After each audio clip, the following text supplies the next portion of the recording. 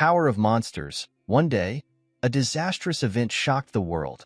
Numerous monsters began appearing in the tower. Humanity struggled and found itself on the verge of extinction. However, during this time, the first generation of awakeners, known as the progenitors, emerged. They faced the monster invasion head-on, demolishing and attacking the towers. Their efforts prevented the monsters' invasion and secured a triumph for humanity. The progenitor became celebrated as the hero who saved the world, a legacy enshrined forever in the progenitor's mausoleum. Hundreds of years later, we meet our protagonist, Kannagi Minato. As a young boy, Kannagi frequently visited the progenitor's mausoleum library, where he enjoyed reading the biographies of the progenitors. He learned of legendary figures, a swordsman who defeated 10,000 soldiers with a single twig, and a mage who could wield all magic without reciting spells. These awakeners seemed like characters from exaggerated myths. Kannagi aspired to leave his mark on history just like them. One day, an emblem appeared in Kannagi's hand, marking him as a chosen awakener. Kannagi swore on this emblem that he would leave a legacy in history like the progenitor. This became his plan and driving force. The scene then shifts to a classroom where all the students are celebrating their success in passing the exam. In contrast, Kannagi is the one who failed. As two students leave to celebrate, they instruct Kannagi to clean up the classroom, calling him senior. They mockingly suggest that if Kannagi were truly an awakener, he should simply write his name and pass the exam, as is often said during the hunter qualification exam.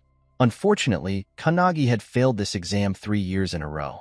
The exam could be taken once a year for 3 years after admission, and this was Kannagi's last chance. Now, he could no longer become a hunter. While cleaning the classroom, Kannagi reflects that he had perfected the written test and had trained extensively in controlling his aura. His teacher had even confirmed that Kannagi possessed the emblem of an awakener. Now, Kannagi thinks the emblem is just a useless mark. He had aspired to be like the progenitor. Suddenly, a student comes in and tells Kannagi to come outside immediately. Outside, a man named Hisako Kaisei, an A-rank hunter, is waiting. As Kannagi runs out, the two students scold him for being late, keeping Kaisei waiting. Kaisei steps forward and admonishes the students, reminding them not to bully the weak, especially with reporters present. The students quickly apologize. The reporters ask Kaisei for a close-up coverage photo, suggesting a scene where Kaisei one-shots a dragon. Kaisei smiles and agrees, though he finds it a bit embarrassing. Kannagi reflects on Kaisei, recalling that he is a genius who entered the school 3 years ago and ranked first in all subjects. When they were in the same class, Kaisei was the one who bullied Kannagi. Frustrated, Kannagi wonders why he has to accompany Kaisei to an interview. The reporters then ask Kaisei about the person next to him. One of his subordinates informs them that the guy's name is Kannagi. Kaisei tells the reporters that Kannagi has poor grades and asked Kaisei for help, so he took time out of his training to give advice and tips. Surprised, Kannagi wonders what nonsense Kaisei is talking about. Kaisei further claims that he sometimes even provided financial help to Kannagi. Frustrated, Kannagi thinks that Kaisei should stop spouting such lies, as he actually took money from Kannagi and made his first year of life miserable. The reporters praise Kaisei for being such a good friend. Kaisei then grabs Kannagi and declares that he will definitely become an awakener who will leave his name in history. Hearing this, the reporters become excited and ask Kannagi to say something about his life. Kannagi thinks to himself that there is no way such a narrative exists. At that moment, Kaisei tells Kannagi that he failed the exam this year as well and advises him that, no matter how bad the day is, he should always do what is right. Then Kannagi tells the reporters that Kaisei has always been a good friend to him and that he has always been grateful to Kaisei. Kaisei then tells the reporters that they are running out of time and should wrap up the story. He takes the reporters to show them his trophies. Meanwhile, Kannagi thinks to himself that no matter what bad things someone did, if they have the skills to become a hunter, everyone looks up to them and forgets everything else. Suddenly, Kaisei tells Kannagi to come to the progenitor's mausoleum after school. Shocked, Kannagi asks why. In his mind, Kannagi wonders what Kaisei plans to do now. With a smile, Kaisei tells Kannagi that he must want to take the exam again. Kannagi asks how, and Kaisei replies that he spoke to the association, and they have allowed Kannagi to take the exam again. Kannagi asks why Kaisei would do this for him. Kaisei replies that it's just to build a good image, mentioning that the last photo was taken at the mausoleum. He says they can discuss the details later and insists that Kannagi must come. Hearing this, Kannagi wonders if he should trust Kaisei.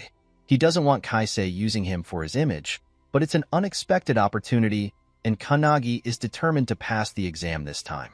The scene shifts to the next day, where the reporters take a photo of Kaisei in front of the mausoleum, labeling him a next-generation genius hunter who vows to protect humanity from monsters. The reporters thank Kaisei for taking the time to cover this story despite his busy schedule. Kaisei thanks the reporters for writing the article. As the reporters leave, Kaisei enters the mausoleum and asks his subordinate if they have found the entrance. It turns out they have, and Kaisei asks them to bring the goods to him. At that moment, Kannagi arrives and asks Kaisei what he and his friends are doing. Kaisei replies that they are on a treasure hunt. Frustrated, Kannagi states that this so-called treasure hunt is actually grave robbing and asks if Kaisei knows what lies down there.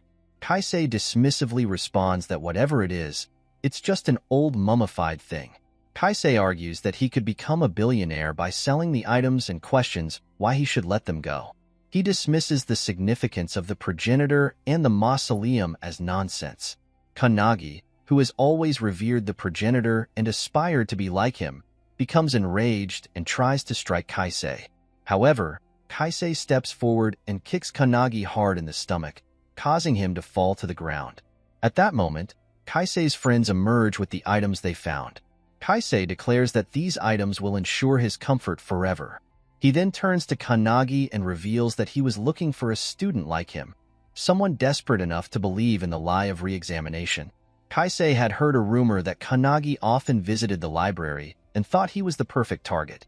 Grabbing Kannagi, Kaisei states that when Kannagi's dream of becoming a hunter failed, he became frustrated and gave up. Kaisei plans to spin a story that, after stealing the founder's treasure that Kannagi always admired, Kannagi went missing, turning it into a tragic tale. The main news tomorrow will probably feature this story. Then Kaisei takes Kannagi to a cliff and states that Kannagi will be accused of stealing treasures from the progenitor's mausoleum, as the police would claim. After being in the hunter training center for 3 years, Kaisei pushes Kannagi into the river. As Kannagi struggles in the water, he wonders if this is the end. All the training and tests he took over and over again now seemed useless, and he would disappear without being remembered by anyone. At that moment, the souls of all the previous progenitors appear before Kannagi. They state that this kid is qualified and capable of making their wishes come true. Kannagi doesn't understand what's happening. The souls inform him that they are the heroic spirits slumbering in the mausoleum. Kannagi is shocked to see that these are all the progenitors he has heard and read about. They explain that the mark on Kannagi's hand is empty, though it currently lacks power. However, it can contain all the power that enters it. The souls tell Kannagi to choose one of the progenitors and make a contract with them, as they are all experts in their respective fields: magic, martial arts, swordsmanship, spearmanship, summoning, and alchemy. Whoever Kannagi chooses will grant him more power than he could imagine. The souls ask Kannagi whose power he wants. Kannagi states that he doesn't want to lose to anyone in this world and desires overwhelming power, enough to overcome all obstacles. The mark on Kannagi's hand begins to shine with a blue aura. The souls of the progenitors urge Kannagi to make a decision quickly. Kannagi declares that he wants the power of all the progenitors. The souls reply that Kannagi is being too greedy and that it's impossible to possess all their powers. They warn that no matter how powerful they are, Kannagi cannot have everything. Kannagi insists, telling them not to argue, as he wants all of their powers. The souls warn him that absorbing so much power might kill him. Despite this, Kannagi absorbs all the progenitors' powers, causing a huge splash in the river. Kaisei turns around and sees Kannagi, whose hair has turned light blue and is surrounded by a blue aura. Kannagi grabs a tree branch. Kaisei's friends start to mock Kannagi, asking what he plans to do with that stick. Kaisei orders his friends to take down Kannagi immediately. Hearing this, one of them conjures a red sword, claiming it is the weapon of an expert who has reached the highest level of mastery. As the man charges at Kannagi, Kannagi uses the tree branch as a sword and defeats him. With a serious expression, Kannagi demands to know where and how the man acquired the sword. Kaisei and his other friend are shocked by this turn of events. The other man then uses 7th grade magic to strike at Kannagi. However, Kannagi, without reciting any spells, uses a spell named Haddad and defeats him. Kaisei is astonished, unable to believe that Kannagi could take down an opponent with a mere twig and use magic without reciting a spell. Kaisei reflects on how this situation resembles the tales from 100 years ago. A swordsman who defeated 10,000 soldiers and a mage who could wield all magic without reciting spells. It is just like the exaggerated myths of the awakeners buried in the progenitor's mausoleum, whose souls now reside within Kannagi Minato, all 106 progenitors. Kannagi thinks this situation is amazing. His body is now inhabited by the spirits of the progenitors through the empty mark. He feels a surge of joy.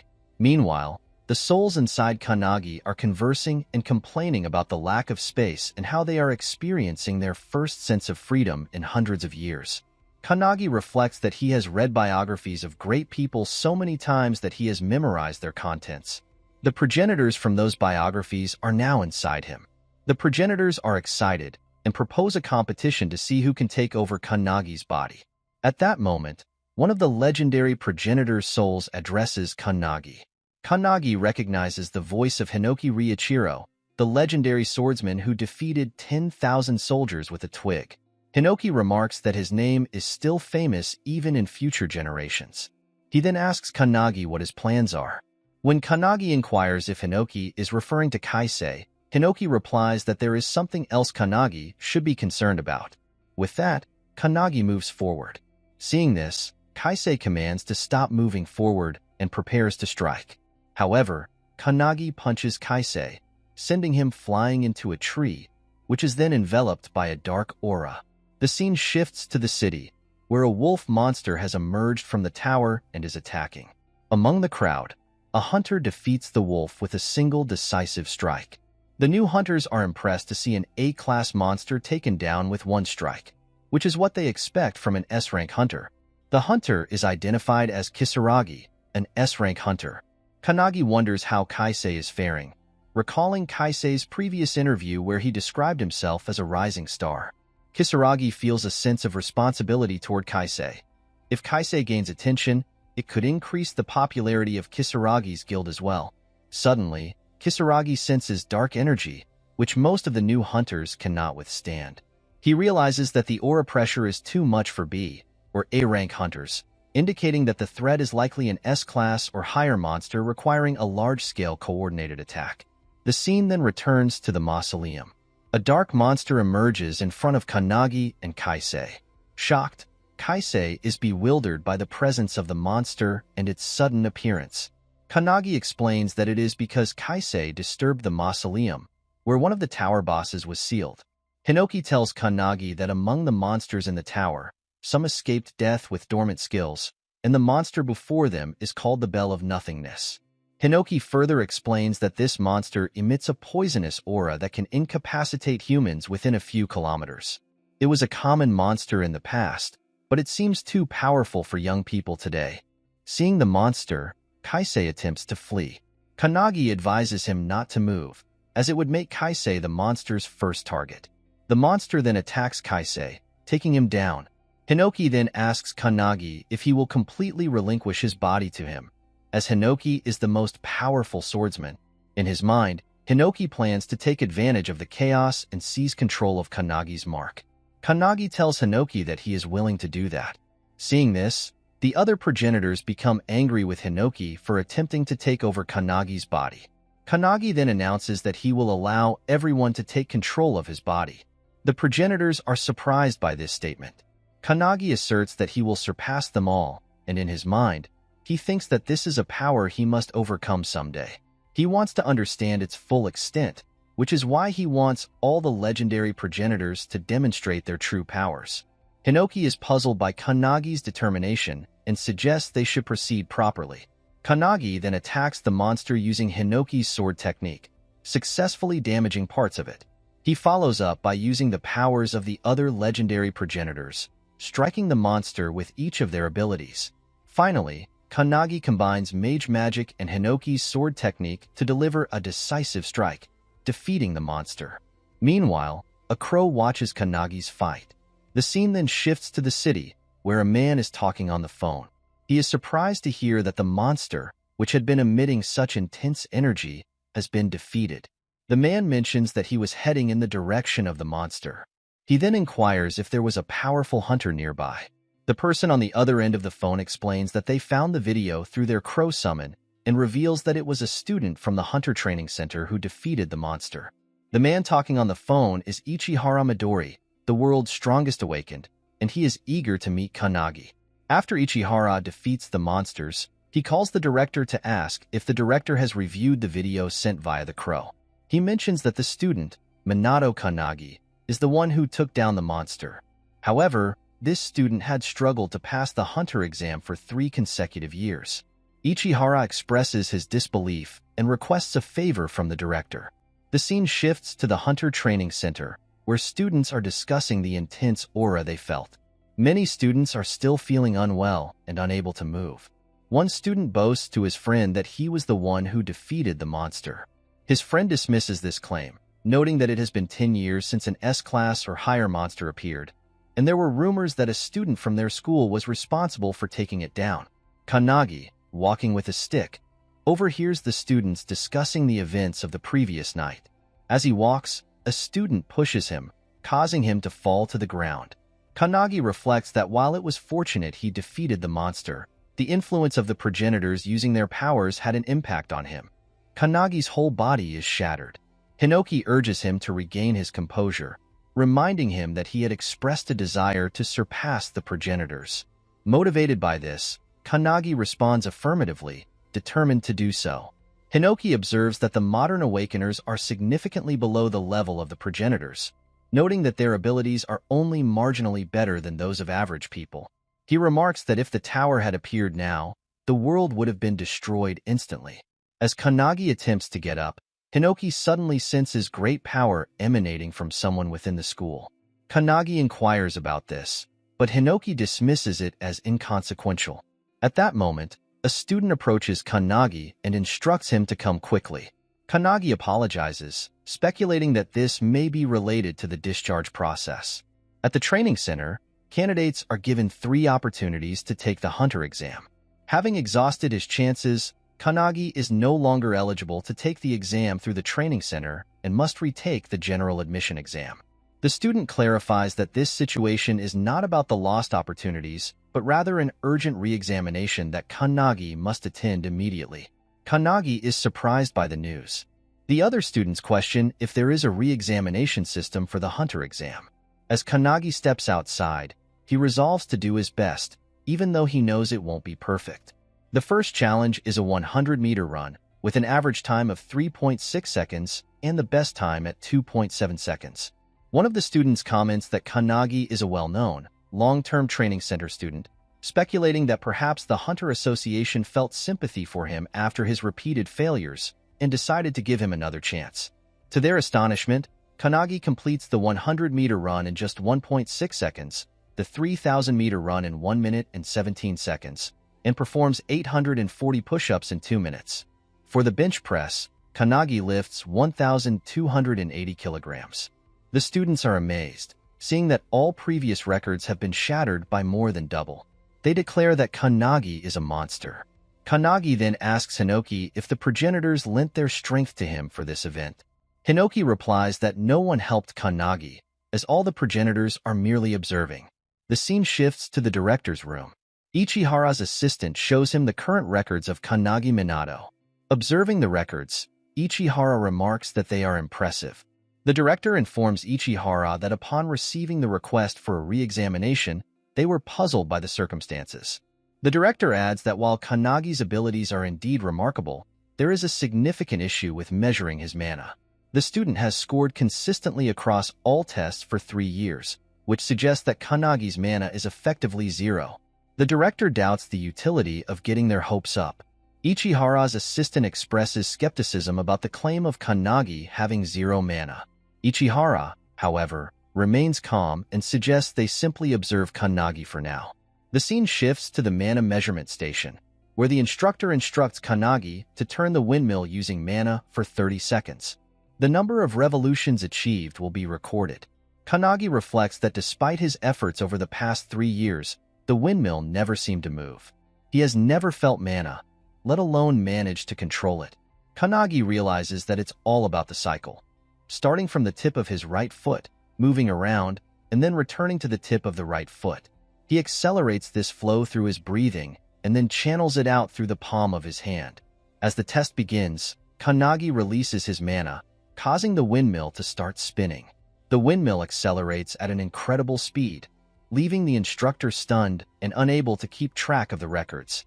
Eventually, the windmill breaks down, and the fan flies straight into the director's office.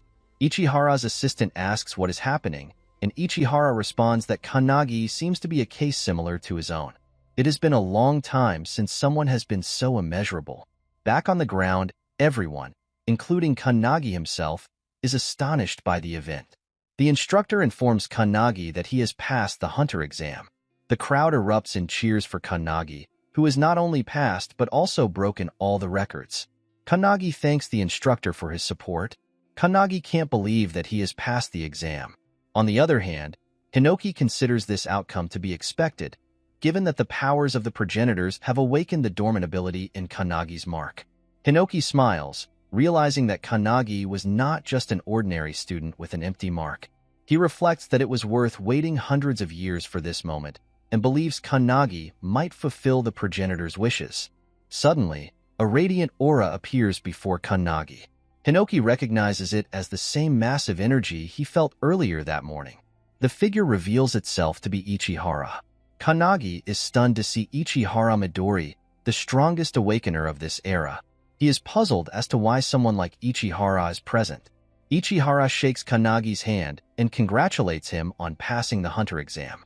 Kanagi wonders how Ichihara knows his name. Ichihara then explains that there will be an additional test, delivering a corner blow to the world's strongest. Kanagi is shocked to hear this. Ichihara Midori, 23 years old, is an awakener who became a hunter at the age of 9, delivering an outstanding performance. No one would dare to challenge him, as Ichihara is regarded as the strongest in the world, having defeated 1,000 monsters in a single battle. Weak monsters or hunters are overwhelmed by Ichihara's mere gaze. He single-handedly dealt with the Pandemonium incident 10 years ago and the Kyushu outbreak 5 years ago. Ichihara is a true living legend. Hinoki, excited, tells Kanagi to switch places with him. The students are astonished to see Ichihara there. Ichihara explains to Kanagi that the rules are simple. If Kanagi can hit Ichihara within 1 minute, he wins. There are no penalties, and Ichihara will only attack once every 10 seconds, taking it easy and not using any skills. Ichihara then summons various weapons, from which Kanagi can choose. Shocked, Kanagi wonders when Ichihara acquired these weapons and what the purpose of this additional exam is. Now, Kanagi must face Ichihara Midori for 1 minute. Kanagi asks Ichihara if it is permissible for him to use a weapon. Ichihara replies that it is, as his body is stronger than any sword. No matter how powerful a sword Kanagi brings, Ichihara can cut it with ease. Demonstrating his prowess, Ichihara effortlessly slices the sword in half. Kanagi is stunned by this display of skill. Hinoki, astonished, tells Kanagi to switch places with him, expressing disbelief that such a person exists, and remarks that this era is not so bad after all. Kanagi realizes that Hinoki is also excited, understanding that Ichihara's extraordinary talent has even piqued the interest of a progenitor. Kanagi knows there is little chance of winning, but resolves to give it his best effort. As the other students gather to watch the match between Ichihara and Kanagi, Hinoki, frustrated, insists that Kanagi switch with him, but Kanagi remains resolute. With the timer started by Ichihara, Kanagi grabs a sword and charges at Ichihara with full force. Hinoki wonders what Kanagi is trying to achieve. Meanwhile, Kanagi acknowledges that this approach is reckless but believes that to become a legend himself, he must test his limits against the legendary figure of this era. As Kanagi strikes at Ichihara, Ichihara effortlessly dodges the attacks while using his phone. The gathered students are astonished to see Ichihara evading Kanagi's strikes with such ease, even managing to check his phone. Kanagi continues to swing his sword from various angles, but Ichihara remains unharmed. Some students comment that nothing seems to be working, while one observes that Kanagi's strikes appear relentless. Kanagi attempts a diagonal strike, followed by left and right slashes, but Ichihara avoids each one effortlessly. Kanagi is impressed by this, noting that his body moves in sync with his thoughts and that he never seems to tire, possibly due to the progenitor's powers. He feels a significant difference in his body compared to before. At that moment, Ichihara places his finger on Kanagi's forehead and prepares to flick it. However, Kanagi manages to dodge the flick, which subsequently creates a crack in the ground. Kanagi realizes that nothing is going to be easy in this battle. Had Kanagi not avoided it, he might have sustained serious injuries. On the other hand, Ichihara finds it unusual that he cannot control his strength. Kanagi feels no real threat from Ichihara, but he realizes that if this continues, he might be in serious danger. He recalls how he managed to defeat the monster earlier and shifts his stance to strike Ichihara again. The other students are surprised to see that Kanagi has increased his speed, but Ichihara easily dodges the attack. Ichihara notes that while Kanagi's sword movements have become faster, he was far more agile when he defeated the S-class monster. The atmosphere around Kanagi seems to have changed, leading Ichihara to wonder if there is some sort of trigger condition or if Kanagi is concealing something. As it is time for Ichihara to strike, he dodges Kanagi's attack and flicks him in the chest. Kanagi is sent flying into the wall, finding the situation abnormal and perplexing, given that his opponent is the world's strongest awakener and the force of the attack was immense. If Kanagi had received such an attack in the past, he would have already been dead. He finds this experience exhilarating and can't believe how much stronger he has become. Despite his current skills, Kanagi realizes that passing this test seems unlikely. Nevertheless, he intends to fight with all his might for the remaining time. Kanagi closes the distance with Ichihara, who steps aside and apologizes, noting that Kanagi only now seems to grasp the situation. As the 30 seconds elapse, Ichihara strikes Kanagi on the neck, causing him to fall to the ground. Ichihara thinks that while Kanagi has potential, it is not yet sufficient to meet his expectations. As Ichihara prepares to leave, he is surprised to sense a dense energy emanating from Kanagi. Turning around, Ichihara notices that Kanagi's hair has turned blue again, indicating that Hinoki has swapped places with him while he was unconscious. Hinoki now has full control over Kanagi's body and suggests to Ichihara that they should continue their sparring. Ichihara, excited, realizes that this is the energy he has been sensing for a while, which caused him difficulty in controlling his strength. He wonders whether this is the result of someone else's skill or an innate ability, but there is no doubt that Kanagi has transformed into a formidable opponent. Hinoki goes for a strike, but Ichihara easily dodges it. Ichihara notes that Kanagi's movements have changed. Both his speed and power are on an entirely different level than before, and his swordsmanship has improved significantly. As Hinoki strikes with incredible speed, Ichihara continues to evade the attacks, backing off as Hinoki uses a diagonal sword strike. Despite the increased intensity, Ichihara manages to avoid the attack by ducking. The students, alarmed by the escalating combat, begin to move away from the building. Meanwhile, Ichihara observes that Kanagi's swordplay has evolved from being cautious to fluid and instinctive. It's as if Kanagi now anticipates Ichihara's movements and responds with the natural grace of flowing water, a sword that moves freely and unpredictably, like a powerful wave. As the 10-second mark approaches, Ichihara smiles and remarks that Kanagi's skill is truly worthy of defeating an S-class monster. He then goes to strike at Hinoki, but Hinoki deftly dodges the attack and counters with a sword infused with aura. Ichihara leaps into the air to avoid the strike, his agility reminiscent of Gojo. With a smile, Ichihara comments that he finds the combat truly thrilling. The students, watching in amazement, are surprised to see Ichihara excelling only in defense. Angered, Hinoki demands that Ichihara discard the rules, warning that if Ichihara continues in this manner, Hinoki will end up defeating him. As Hinoki lunges forward to close the distance, Ichihara decides to get more serious. He kicks a rock towards the weapons he had previously summoned, causing them to rain down from the sky. Ichihara then leaps into the air, seizing a spear, and charges at Hinoki. Hinoki meets Ichihara's attack with a counterstrike, and the two engage in a fierce weapon fight. They appear evenly matched as they battle with their weapons, thrilling the onlookers.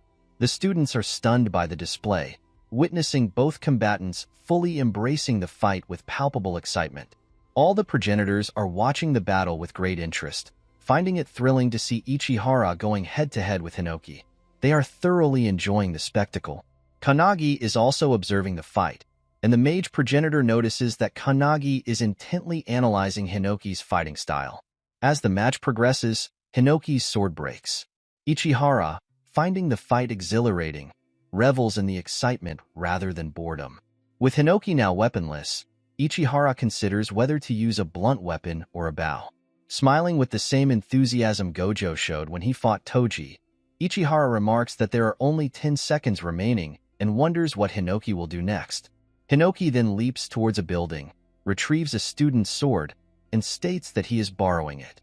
At that moment, Ichihara moves behind Hinoki and delivers a powerful mana-infused punch, causing a massive explosion.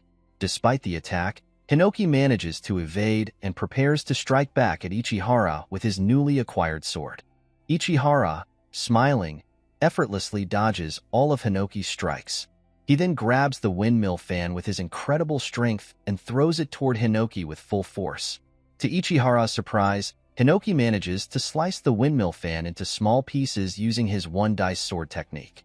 Impressed by this, Ichihara observes Hinoki's move and sees an opening. Hinoki attempts to strike Ichihara, but Ichihara cuts Hinoki's sword into pieces. Ichihara then channels mana into his hand and delivers a powerful final attack, making it his most forceful move yet. Hinoki, believing he is defeated, is taken aback when Kannagi suddenly switches places with him. Kannagi deflects Ichihara's attack with a flick of his hand, altering its direction and shocking both Ichihara and Hinoki. However, this action results in severe injury to Kannagi's hand. The battle between these ultimate talents is an endless contest, akin to a breathtaking chess game between two masters with no clear match. Impressed, Hinoki acknowledges that Kannagi has blazed a new path. As the match progresses, the intensity continues to rise. Kannagi sees an opening and attempts to punch Ichihara, but to his surprise, Ichihara blocks the punch just before it makes contact. Kannagi realizes that he cannot reach Ichihara, but Ichihara places his hand on Kannagi's cheek and, smiling, informs him that he has passed the exam. As they come down, Ichihara calls for his assistant, Rin. When Rin arrives, she asks Ichihara how the exam went. Ichihara replies that Kannagi passed, and that it was an enjoyable experience. He also notes that Kannagi's arm is seriously injured and instructs Rin to treat him. The students begin to cheer for Kannagi upon hearing from Ichihara that he managed to pass the additional exam, which means Kannagi successfully landed a hit on Ichihara. Rin tells Kannagi to remain still while she tends to his arm. Surprised and grateful, Kannagi thanks Rin for her help. Rin also congratulates him on passing the exam. Kannagi is astonished to learn that he landed a hit on Ichihara and passed the exam. From behind, Ichihara reminds Kannagi that he did indeed succeed, startling him. Ichihara then adds that he feels he might have awarded a few extra points. Although a pass is still a pass, Kannagi's performance, particularly his continuous attacks, was impressive. Kannagi had thought it was Hinoki who put him through his paces, but Ichihara appreciated how Kannagi skillfully dodged his final strike. Ichihara remarked that it was truly amazing and that Kannagi should be proud of his achievement. Kannagi then inquires about what happens next now that he has passed the exam. The scene shifts to Kannagi's house, where his mother asks how many people will be visiting their home today. As Kannagi cleans the house, he replies that he's not sure, maybe 1 or 2. Kannagi's mother comments that it's a lovely day, especially since Kannagi passed the hunter exam and even attracted the attention of the renowned Ichihara. She has always believed that Kannagi would succeed if he put his mind to it. Hearing this, Kannagi smiles with happiness. However, his mother then expresses concern about whether it's appropriate for someone as famous as Ichihara to visit their modest home, feeling it is too shabby. Kannagi reassures her that Ichihara is not like that. After finishing the cleaning, Kanagi goes to his room. The scene then shifts to the day of the match, where Rin has Ichihara in a leg lock. Ichihara reminds Kanagi that he had previously mentioned if Kanagi won, he would become Ichihara's colleague. Kanagi replies that he does not recall hearing that. Ichihara then notes that there are many people watching and asks if he can visit Kanagi's house this evening to discuss the details and present the options regarding their real enemy. Kanagi wonders what Ichihara means by real enemy, as the tower was destroyed by the progenitor a long time ago, and the current role of hunters is to defeat monsters that escape from dimensional cracks. Kanagi questions whether there could be something more. Hinoki then tells Kanagi to get up, causing Kanagi to ask in shock why all the legendary progenitors have gathered. Hinoki explains that they have been discussing something important. Kanagi asks what they have been discussing and, alarmed, inquires if they have decided who will take over his body. Hinoki was about to say something when Kanagi heard a noise and went to check, wondering if Ichihara had arrived. As Kanagi came downstairs, he was surprised by the darkness and shocked to find his mother lying on the ground. Rushing to her side, Kanagi saw a man sitting at the table, eating food. Kanagi asked the man who he was, what he was doing there, and what he had done to his mother. The man introduced himself as Haitani Goro, an S-rank hunter and one of Ichihara's colleagues. Angered, Kanagi attempted to punch Haitani, but Haitani easily dodged the strike and asked if Kanagi wanted to fight. Kanagi remembered how his father had died, how his mother had raised him alone, worn old shoes to work to provide him a better life, and always made dinner for him. Filled with rage, Kanagi demanded to know what Haitani had done to his mother. Hinoki, observing the situation, remarked that Kanagi's opponent was a modern-age S-rank hunter and that the situation was advantageous. Although Hinoki could sense that Haitani was a copy of Ichihara, this fight would allow Hinoki and the other progenitors to determine what to do about Haitani.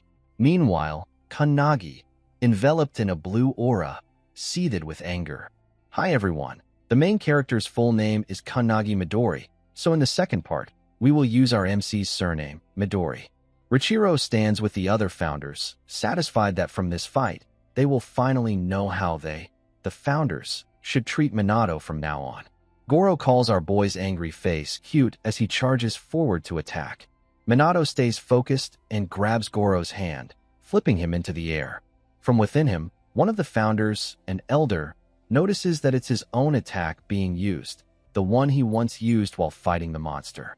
In no time, Goro is thrown out of the house through the window as the wall cracks on impact. Minato walks toward him as Goro steadies himself, questioning if that was Aikido. Goro had watched Minato's fight with Midori earlier that afternoon in a video. He admits that Minato not only has tremendous presence and swordsmanship, but also great technique. Minato walks closer, saying that as an A-rank hunter, Goro is indeed sturdier than Midori. Blue energy surrounds him as he demands that Goro quickly answer what he did to his mother. Goro smiles widely and says that from Minato's words, it seems he doesn't know. Then he confesses that it was poison. Goro adds that Minato's mother was getting in his way, so he simply put her to sleep. With a smirk, he adds that if she's lucky, she might recover with only minor side effects. Minato stands still, asking why Goro would harm the family of someone who could have been his comrade. Standing face to face with Minato, Goro bursts into laughter and steps forward to attack, but Minato dodges. Goro mocks the very idea of comradeship, finding it amusing as he prepares another attack. He adds that Minato would never become their comrade. Even if he did, they would only turn him into a follower who obeys every order. A grin spreads across Goro's face as he calls Minato naive, claiming he'd surely obey the moment they held his loved ones hostage. As they fight, Goro steps on Minato's foot, but Minato instantly notices and steps back. As they face each other, Minato feels his cheek burning. Suddenly, his cheek starts turning blue, and Goro, with sharp needles emerging from his nails, says that it's already working. He explains that he has a skill allowing him to produce dozens of poisons from his body. As Goro releases another toxin, he calls the mission bothersome and says that if he wanted, he could release a deadly gas within a 5-kilometer radius, though he can't do that in the middle of the city. Goro adds that this particular poison will take Minato's life within a minute. He tells Minato that if he agrees to join their organization, he'll make the antidote. Otherwise, he'll face the consequences. Minato looks at him, thinking about the toxic gas that could affect such a wide area. He realizes that Goro must be in S rank, since for an ordinary person, this level of power would be catastrophic. As the poison starts to overwhelm him, Minato calls out to Valentine, the god of medicine. She answers from within as Minato asks if she can teach him how to detoxify the poison later. Goro steps closer, asking if the fear of death has already taken over Minato and questions what he's mumbling. Minato dodges and says that the Aikido earlier was from the god of hands, Kodo Hayoma. The realization hits Hayoma that Minato has been copying his attack from the start. Meanwhile, Minato names every single founder, the 10,000 Army Slasher Hinoki Ryukyren, the Blue Spear of Destruction Shimer classes, the Heavy Bow Margit, and others. He declares that every time he fights, he studies and remembers all of them from the records. Minato adds that the founders he has always admired now reside within him. As a result, Goro stares in confusion while Minato says he has no reason to be afraid of him. Frustrated, Goro charges forward, vowing to teach Minato what true pain feels like. Long needles extend from his nails as he claims the next toxin will make Minato beg him to stop. He attacks, but Minato narrowly avoids it, and the poison lands on a nearby tree, making it wither instantly. As Goro leans forward to attack again, he says that if Minato kneels and begs, he might offer relief with an antidote. Rushing in, Goro adds that once Minato is overtaken by pain, he'll never return to normal after losing his sanity to it. Laughing, he lunges forward. Minato steadies himself as blue energy flares around him. He prepares for the strike and unleashes the Fist of a Saint, the attack of one tack. The blow lands directly on Goro's chest, sending him crashing into the wall behind him. Without wasting a moment, Minato dashes forward again, using the Feet of Light, the attack of Eilerson, and kicks Goro's face, sending him flying down the street. Goro regains balance and charges once more with his sharp, needle-like weapons, but in an instant, Minato shatters them, countering with the attack of Corral, the sharp beak, striking Goro directly in the chest again. He then uses the attack of Rowan, the dragon's claw, and finally the attack of Lilac, the flipper. Minato sends Goro flying high into the sky, making Goro wonder what kind of person Minato truly is. Shocked and wounded, Goro thinks that normally, when someone is exposed to poison, their judgment becomes clouded and their movement sluggish. The toxin should already be affecting Minato's nervous system. Meanwhile, from the group, Minato looks up and uses the Magus of Truth, Meltas Silencius's attack, as golden thunder energy bursts from his hand. The sky lights up with power, making every founder stare in awe. At the same time, Richiro confirms with the others that just after defeating the monster once, Minato is already copying all their moves, both physical and magical. Richiro adds that he doesn't care whether Minato's power comes from the crest of nothingness or not. He still finds him fascinating. Minato sits beside his mother as everyone watches him on a screen, admitting that if he's trained by the founders, Minato will become the strongest awakener. Elsewhere, hooded men rush forward as one reminds the others not to slack off, saying that 15 organizations are already on the move to capture Minato, who fought with Midori, and adds that they need to hurry. Suddenly, Midori appears behind the man, remarking that there are too many of them. He adds that if there are 15 in total, this one should be the last, and swiftly attacks. With a snap of his fingers, a burst of green energy surges forward, neutralizing the man instantly. Meanwhile, Midori stands still and calls for Rin. On the other end, Rin responds that she's arrived and confirms that no awakeners have been detected nearby. Standing atop an electric pole, she observes that someone must have arrived before them, which confuses Midori. She explains that an S-rank hunter, Goro, the poison user, had come to visit Minato but was defeated. Soon after, Midori arrives in front of Minato's house. Clapping, he praises Minato, saying he's impressed and never expected him to actually defeat an S-rank hunter. He asks if Minato is okay and whether he was exposed to the poison. Minato scratches his cheek and admits that he was, but reassures him that both he and his mother are fine. His mother rests on the couch as, from within him, Richiro questions what he means by fine and remarks that without Valentine's help, Minato would have been in serious danger. He then calls out to Valentine, complimenting her efficiency for finishing everything in just 5 seconds. She replies that since the one producing the poison was already there, extracting a sample and neutralizing it was quite simple.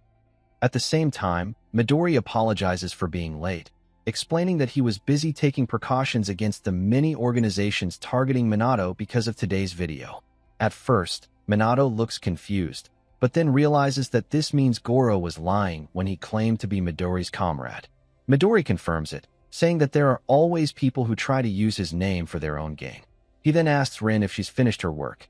She nods, saying she's taken care of everything and repaired the damage caused during the fight with Goro. With a smile, Midori tells Minato to let's go inside and have a talk about Minato's future. In the morning, Minato stands outside his house with his luggage, ready to leave. His mother fusses over him, asking if he's really okay, whether he's forgotten anything, and whether he has his wallet and charger. Minato smiles, assuring her that he's fine and that she shouldn't worry so much. Her thoughts drift back to their conversation with Midori and Rin. She had asked if her son was really going to stay with Midori, and Midori had replied that Minato possessed an undiscovered talent. He asked her to entrust Minato to him, promising to turn him into a great hunter. Minato had lit up with excitement, calling it awesome and exclaiming that he'd been chosen by Midori. But his mother had remained quiet. Back in the present, she hands Minato his lunch, reminding him that he skipped breakfast. She tells him she packed it in a container and that he can throw it away if he doesn't like it. Minato shakes his head, saying he's fine. He then recalls another part of that conversation, when his mother asked if he would face many dangerous situations in the future. Midori had nodded, admitting that he would. She had told him that Minato had always admired the legendary founders and had struggled to reach their level. She said it would be an honor if Midori took her son under his wing, but as a parent, she was still worried. Midori had understood completely, saying that a hunter's duty was to face monsters and that there's no such thing as certainty. Still, he promised to train Minato until he became strong enough to stand against even the founders. Hearing that, Minato's mother finally agreed, entrusting her son to Midori. Now, in the present, Midori sits in the car parked in front of Minato's house. Rin sits next to him, asking if it was really okay to make such a bold promise when they don't even know what the future holds. Midori doesn't answer. His eyes shift toward Minato and his mother. She scolds Minato not tells him to do the laundry properly, as Minato nods at everything. Back in the car, Midori says quietly that he will keep his promise as best as he can. Outside, Minato turns to his mother, saying it's time for him to go and asking her to wish him luck.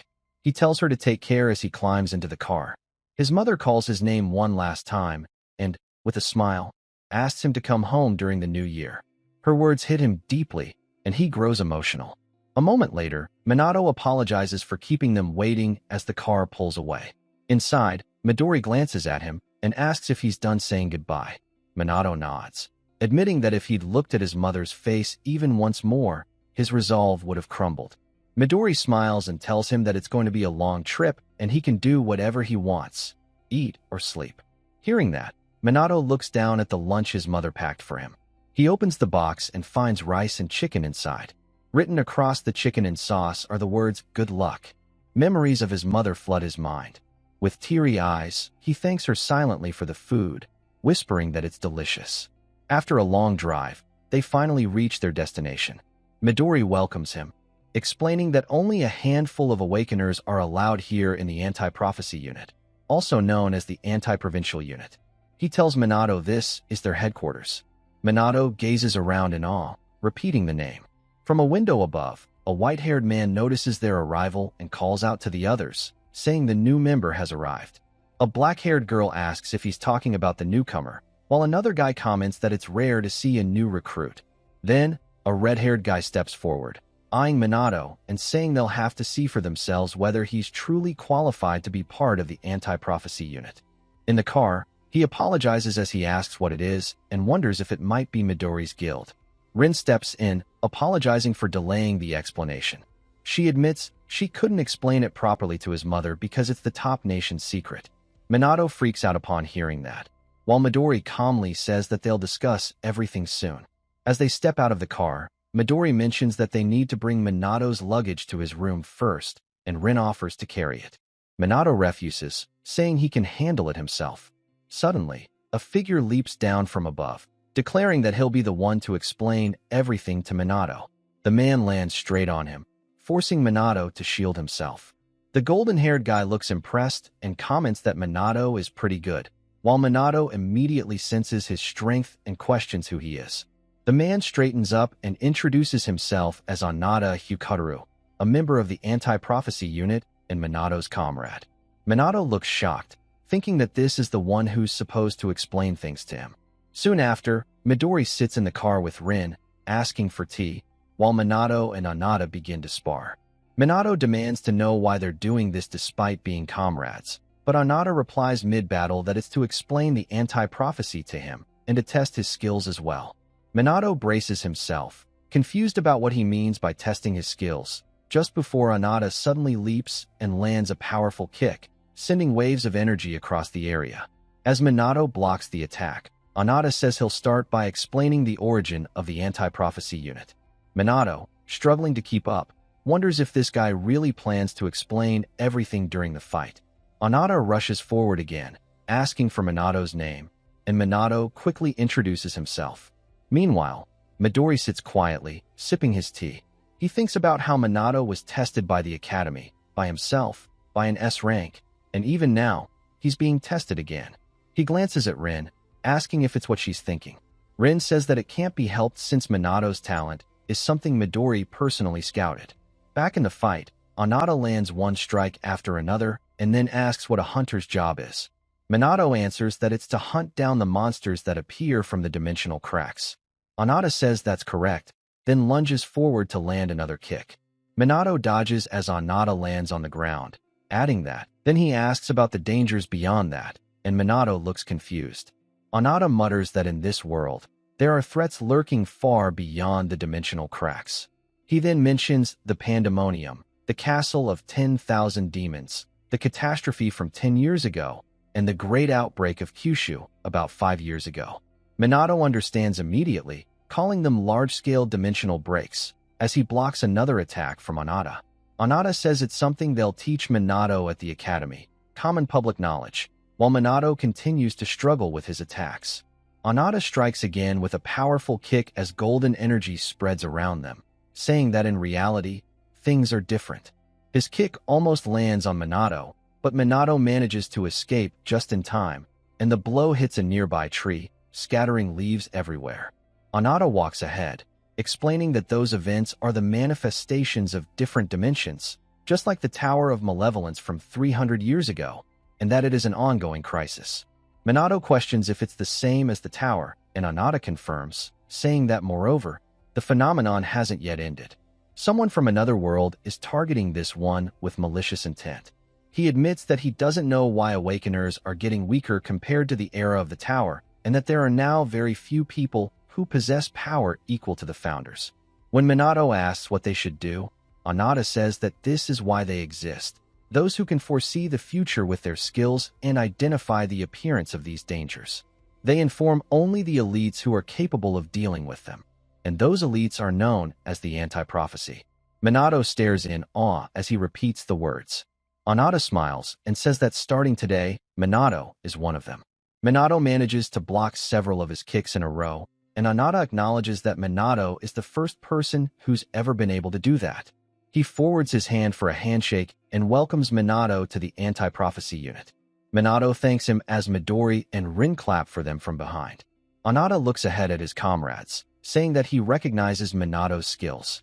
They all stand on a nearby building and then suddenly disappear, prompting Midori to comment that they vanished just like mysterious figures. Anata says that it seems they wanted to see it with their own eyes and asks Midori to let him handle things from here, and Midori agrees, leaving Minato in his care. Soon after, they reach the dormitory, where Anata says that he will show Minato his room and asks him to let him carry half of his luggage. At night, Minato sits in his room at the dormitory of the anti-prophecy unit. The founders appear, and Richiro apologizes for not talking with Minato earlier. He says that he will now tell him what their decision is as the founders. He explains that they have decided to train Minato to become the strongest awakener, just like Midori. With everyone together, Minato has the potential to become the strongest awakener in history. Richiro says that Minato will become their disciple, the disciple of the founders, leaving Minato staring in awe. After a pause, Minato asks if they truly want him to become their disciple, and Richiro confirms it. Then Minato questions why, since earlier they were planning to take over his body. Richiro admits that it was indeed considered at first, but now they have decided to compete for something greater. Minato panics, imagining a battle between the founders, and pleads with them not to fight because of him. Richiro clarifies that it was like that in the beginning, but after observing Minato closely, they changed their minds. Instead of using Minato's body for their own benefit, they realized that training him would be far more meaningful and exciting. When Minato defeated Goro, he had managed to copy all of their moves, even though each was used only once. It wasn't at their level or as refined, but he had already grasped the fundamentals. Richiro then asks if Minato truly understands how remarkable that achievement is. He continues, saying he doesn't know whether it's due to Minato's crest of nothingness or not, but his greatest strength is his incredible learning speed, a talent that surpasses even the founders themselves. Hearing all this, tears begin to stream down Minato's face. Until now, he had always been told that he had no talent and wasn't good enough. No one had ever expected anything from him, and everything now feels like a dream. He remembers how he was once ridiculed for failing the hunter qualification test 3 times in a row and told to give up. No one even cared to remember his name or believe in his potential. Yet Midori saw talent in him, and now Richiro himself says Minato has the qualities to become the strongest awakener in history. He clenches his fists, overwhelmed by emotion, wondering if it's truly okay for such happiness to enter his life. The very people he had admired for so long now have great expectations for him. Richiro smiles warmly and reaches out to comfort him, telling him not to cry. He explains that their souls now reside within Minato, especially when he sleeps. Minato can use this inner space freely, unbound by time or distance. Richiro tells him that they will provide him with the equivalent of 100 hours of training every day, training with the anti-prophecy unit in the afternoon and with the founders during his sleep at night. All the founders raise their hands in unison, declaring that they won't let him have a peaceful night's rest anymore. But Minato has already made up his mind. With tears in his eyes and determination in his heart, he shouts his agreement and bows deeply, promising to continue training with them. The next morning, Anata washes his face when Minato steps out of his room to greet him. Anata comments that Minato still looks sleepy, and Minato admits it, saying he isn't used to the routine yet. Anata nods in understanding, but as he's about to mention Minato's first official day, he suddenly senses something unusual and swiftly kicks toward him. Minato dodges easily, asking him to stop joking around so early in the morning, saying he's still tired and just wants to head to the cafeteria. Anata looks confused, realizing his kicks were faster than before. At the cafeteria of the anti-prophecy headquarters, Anata and Minato find a good spot to sit. Nearby, a black-haired girl eats silently. Anata asks if they can join her, but she doesn't respond, so they sit down anyway.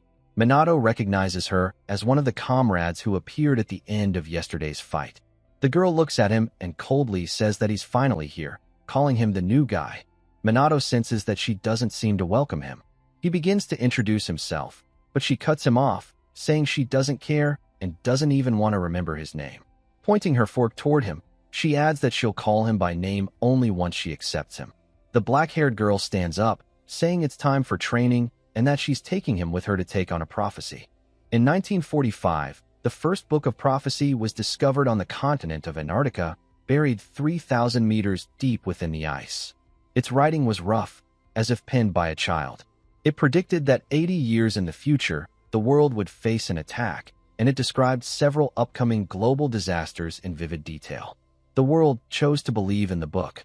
Sitting in the car with Anata, Midori, Rin, and the black-haired girl, she suddenly questions Minato, asking why he thinks people believed in the book. Minato replies that, more than that, he still doesn't even know her name. The girl responds that she has no obligation to tell him and urges him to answer the question instead. Minato says it's because the prophecies actually came true, but the girl calls him foolish. She explains that if even one of the events written in the Book of Doom were to happen, the entire world would face catastrophe, and asks if he realizes that. Minato panics and turns to Anata, asking how many prophecies there are. Anata replies that there are around 200. Shocked, Minato shouts, asking if he doesn't think the world is already doomed. From the front seat, Midori looks back and calmly says that they have already prevented around 180 of those prophecies. Amazed, Minato then repeats his earlier question, asking again why the world believed in the book in the first place. The girl explains that the explorer who discovered the Book of Doom was named Bernard Russell. The moment he opened it, he was greeted by the words written on the very first page. A flashback shows Bernard opening the ancient book, where the first page contained exact dates, times, and detailed records of the events written within it. Soon after, the group arrives at Tokyo's Sumida Ward, where a dimensional crack of intermediate level has been detected. The black-haired girl rushes forward, but an officer stops her, saying that passage through this road is restricted and asking her to leave. Minato walks beside Anata and asks if it's okay to continue since the officers told them to stop, but Anata confirms it's fine, and they proceed. The black-haired girl begins explaining as they walk. She talks about the dark side of the moon, the invasive pandemic, and the phenomenon of floating trees, each one a major crisis. She adds that the pandemonium outbreak was the one Midori himself managed to contain. Even though there were exceptions within the Book of Doom, they already knew that several other grimoires of prophecy existed across the world. To collect, analyze, and respond to such information, the anti-prophecy unit was established. She then explains using a diagram. Rank 3 prophecies involve the destruction of one or multiple regions. Rank 2 indicates a national emergency. Rank 1 refers to a crisis affecting the planet's entire environment. And finally, the most dangerous, special rank, represents the complete destruction of the world. As they continue walking, Minato asks if handling these tasks will now be their responsibility. The girl replies that it's obvious. Of course it is, now that he's part of the anti-prophecy unit. Nearby, a guard informs Kisaragi that someone is approaching. He turns and spots Anata, the girl, and Minato walking past the warning banners. Believing they are civilians, Kisaragi shouts for them to turn back, warning that the area is dangerous. Ignoring the call, the black-haired girl states that today's prophecy is a rank 3 event.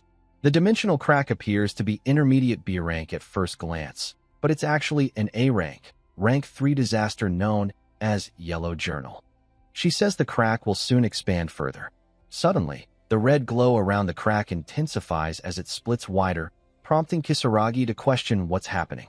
Moments later, several A-rank creatures emerge from it. Kisaragi calls out to his team to prepare for battle. The creatures overwhelm several guards, and Kisaragi yells for Minato and the others to fall back. The black-haired girl steps forward and activates her ability, Trismegistus. She touches the ground, and several ethereal weapons rise from it, flying toward the creatures attacking the guards. The weapons strike precisely, while Anata charges in as his feet glow with golden energy, swiftly taking down multiple enemies. Nearby, Kisaragi stares in disbelief, wondering who these people are, since their abilities surpass even his, despite him being in S rank. The black-haired girl tells him to retreat, saying that from their perspective, he's the civilian here. Glancing at their emblem, Kisaragi finally realizes they are government operatives. Just as the creatures are defeated, a giant figure begins to emerge from the crack. It's far stronger than before, an S+ rank being known as the Beastman, Galia Ulnir. Without hesitation, Anata and the girl rush forward to engage. Kisaragi warns them not to act recklessly, but they ignore him. Anata lands a powerful kick on the creature's head while the girl attacks from the front with her summoned weapons. However, Anata quickly realizes that his kicks are being deflected and activates his anti-physical armor. Galia lunges toward the girl, but Minato steps in, stopping the attack with his bare hand as blue energy flares around him. The ground trembles as the force disperses in a burst of light. Anata watches in awe, recognizing the move as impact shock, wondering how Minato managed to defeat an S-rank creature with a single strike. His suspicions from the morning are confirmed. Minato has become stronger in just one night. Behind him, the black-haired girl mutters in frustration that it wasn't necessary. Minato looks down at his fist, realizing that against enemies with high physical resistance, using chi to damage them from the inside out is the most effective method. He learned it from one attack, the Fist Saint, just last night. The simplest of techniques, the impact attack, had proven its worth immediately. Minato then looks at the girl and asks her to finally tell him her name since he just saved her. The black-haired girl introduces herself as Shinomiya Akane and calls him a newbie. Anata activated his physical enhancement, launching a powerful strike on the monsters with full force. Akane unleashed her Mercurius attack as purple energy burst from her hand, striking a monster directly. They both admitted that, just as Minato had said, it was easier to destroy them from the inside. Soon after, they called out to Minato, saying they were going in. Kisaragi panicked at the idea, shouting that entering a dimensional crack was insane. It was an entirely different world. No matter what, stepping inside was reckless. But from behind, Minato shouted that he was coming too, running toward them. Leaving Kisaragi in disbelief, they all entered the crack, while he stood surrounded by the defeated monsters, admitting that those people were truly incredible. Inside the new world, the team sprinted forward as Kisaragi realized that they were part of a secret human organization. Countless monsters charged at them, and Akane noted that these creatures were still the same as the ones outside. Nothing new. She attacked using a barrage of weapons that took down the oncoming enemies. Watching Akane fight, Minato admitted that she was incredibly strong, prompting Anata to reveal that she was the best area of effect attacker in the entire anti-prophecy unit. Soon after, Akane faced a giant bear-like monster, but Anata stepped in, telling her to leave it to him. The beast charged forward, but Anata dodged gracefully and countered. In a flash, he landed a series of rapid kicks, overwhelming the creature. Minato watched in awe, saying that it was amazing. Eager to learn, Minato stepped forward, imitating Anata's moves and asking if he did it correctly, which impressed him. As they moved ahead, Akane observed that the enemy numbers were dropping and wondered if they had finally reached their target. Soon, they arrived in a vast open area with a massive tunnel before them. Suddenly, a deep rumbling sound echoed from above as something enormous began to emerge. A huge monster stepped out, startling everyone. It was the boss, Blind Minotaurus, classified as SSS+++ rank. Akane stepped forward, realizing it had finally appeared, and asked if it was the ruler of this place. She unleashed her attack, Trismegistus. A golden magic circle appeared on the ground beneath the monster, and countless swords emerged, striking from every direction. While attacking, Akane explained that rule number 1 when facing a strong enemy was to use your most powerful attacks first and not give them a chance to counterattack. She added that she would go all out until she lost consciousness, leaving the finishing blow to Anata. Anata stepped up with a small laugh, saying it must be nice to have such a flashy skill like hers, and added that he understood the plan. The two stood side by side as their energies surrounded them.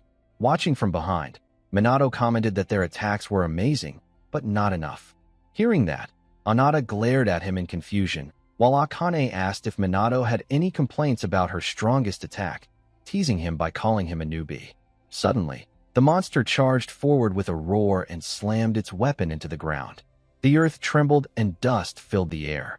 When the dust cleared, they saw the creatures standing unharmed. Their attacks hadn't worked. At that moment, Kilio, the alchemist residing within Minato's consciousness, spoke up, remarking that Akane was exceptionally talented. He said her alchemy's speed, accuracy, and purity were all excellent, and it was a shame for such a gifted person to face danger at such a young age. Kilio gave her full marks for her method against an unknown enemy, but added that she had underestimated the creature's physical resistance. Blind Minotaurus, he explained, had 100% physical resistance. Hearing that, Minato asked what they should do. Kilio smiled and adjusted his glasses, while Anata, standing before the boss, commented that it indeed seemed to have high physical resistance. Akane agreed, admitting they should have brought someone skilled in magic. Following Kilio's instruction, Minato stepped forward and began channeling magic. Kilio asked to take partial control of his body for a moment to demonstrate something to Akane. A powerful energy surge erupted from Minato, striking the boss's foot. Akane watched in awe, asking how Minato was able to use the same ability as her and what exactly he had done. In response, Minato called her a fool, saying that she wasn't flexible enough in her craft. He explained that to become a true alchemist, she had to master the use of substances in all 3 states of matter. As he spoke, silvery mercury began moving forward onto the monster. Minato commanded, "O Mercury, rise." The creature roared as the mercury rapidly intensified, spreading through its body. Anata and Akane watched from a distance as the concentrated energy made the air shimmer.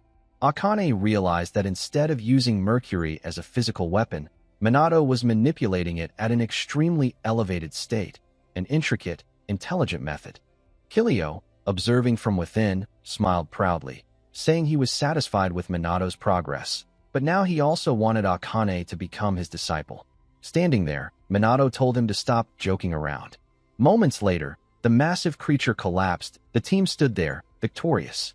With the defeat of the blind monster boss, the rank 3 prophecy, Yellow Journal, had been successfully neutralized. Minato and Anata celebrated their victory, while Akane stood in disbelief. She thought that the only skills an awakener could use were those connected to their crest. Yet Minato, who was supposed to be in the same class as Anata, a jujitsu user, was able to use alchemy just like her.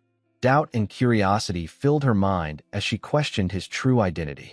At that moment, Minato approached Akane with a pleasant smile, introducing himself and asking her to remember him as well. Akane shook his hand coldly, replying that she would remember him very well, calling him by his name. Watching the exchange, Anata silently thought to himself that Minato had finally been acknowledged by Akane. Meanwhile, in the main world, Kisaragi and a few wounded guards stood before the dimensional crack. One of the guards wondered aloud what was happening inside. Suddenly, they saw Minato and the others emerging from the crack. The onlookers were amazed, remarking that the team who went inside had returned safely and that the crack had finally closed. After striking a brief pose, Minato asked if their mission was complete. Akane replied that they just needed to report back to HQ, while Anata smiled and commented that it had been a rough mission. As they spoke, Kisaragi approached them and bowed respectfully, thanking them for saving him and his men.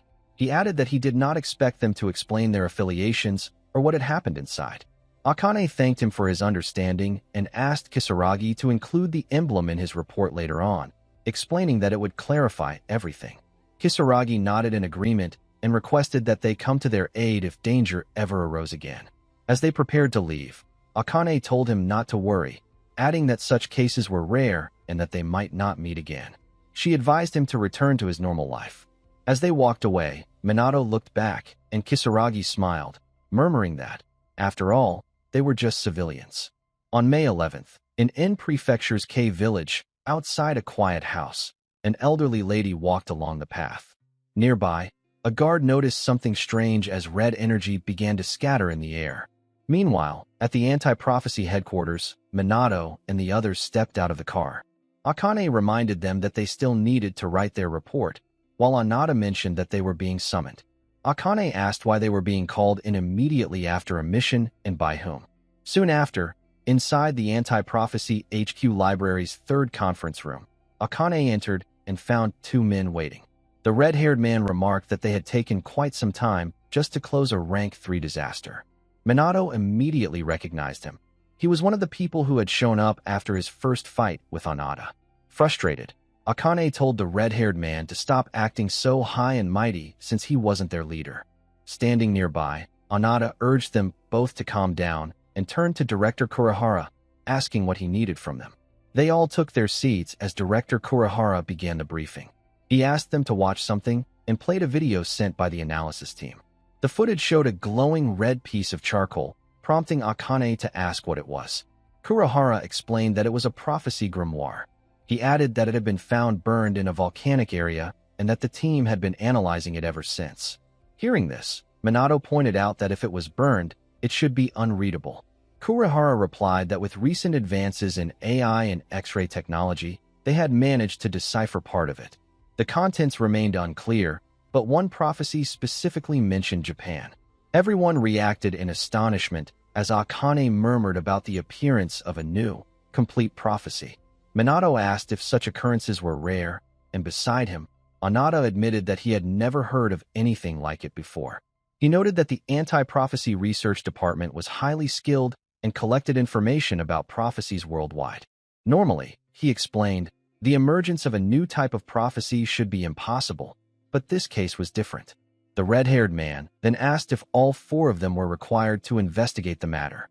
Kurihara acknowledged his sharpness, explaining that while the mission would usually go to their regular members, they were all currently away. That realization made Minato understand why Midori hadn't been there when they returned. Kurihara concluded the meeting by stating that he wanted all 4 of them to serve as scouts for this special investigation.